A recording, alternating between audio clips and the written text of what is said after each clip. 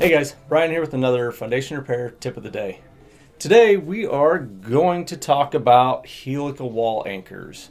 We have this great mock-up here to show exactly how a helical anchor would look going through a concrete retaining wall or a freestanding CMU wall, something that's leaning that you can then go ahead and put some lateral resistance on to give that support that it's looking for.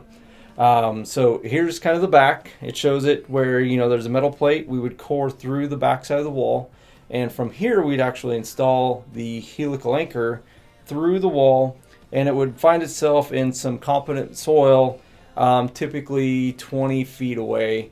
It's able to gain enough capacity to then support this wall laterally.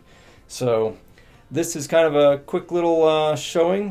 Thank you, ECP, for the model to show you exactly what it looks like in the dirt side when we do retaining tiebacks for retaining walls.